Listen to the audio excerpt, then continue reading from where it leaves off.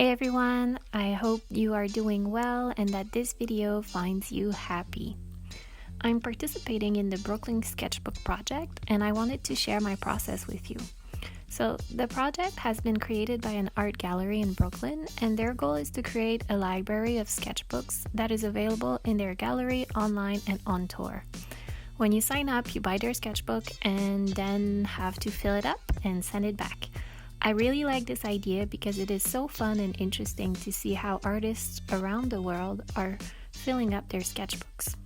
It's also incredible to have access to so much art and so many creations for free when you visit their digital library.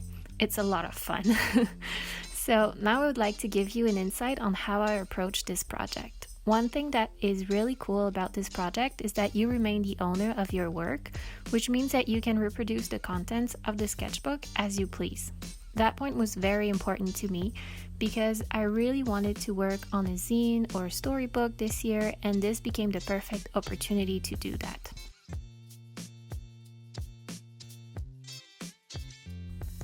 So the sketchbook is 34 pages long, and the first thing I did was make a list of things that were possible and interesting for me. So types of stories, styles, themes, characters, and then I selected the ones that called me most. After that, I started to think about the story itself and the major story elements that I wanted to bring in. Once I had the main story arc completed, I decided to do a page-by-page story plan that would help me structure my story. This really helped me because as my story is structured as a diary, I could go back to the page-by-page to make sure I had all the elements I needed. After that, I wrote the story's text, so basically each diary entry. After that, I typed it up on the computer to have a clean version and added thumbnails. So I wanted to plan each illustration and what would go on each page. And this is where I am now. I'm basically working on each final illustration. For each one, I do some research and print out pictures that will guide me. This is really helpful, especially for things like houses that I'm not used to drawing. I make sure that my final illustration is a mix of all the reference pictures and my own imagination to have something really unique at the end. Once research is done, I work on a colored sketch. This helps me figure out what will fit in my picture and what colors I want to use.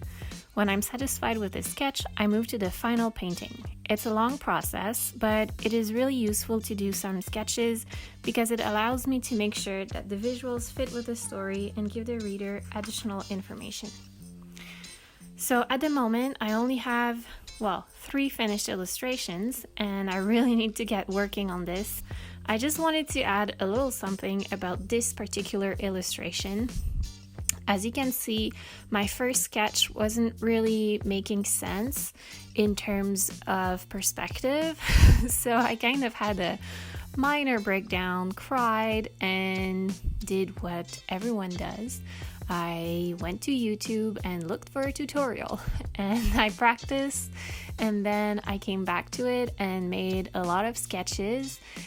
You can see my final sketch here, and I'm satisfied. I think the perspective is a lot better, and so now I'm going to do the final illustration on watercolor paper. And let me just tell you, I was so nervous drawing this. I kept thinking, I don't want to redo this, the entire time that I was lining it.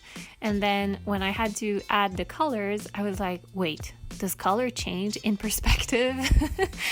And so it really was a hard process for me drawing this little cottage room, but I think it looks quite fun and realistic in terms of perspective and what you would find in a cabin.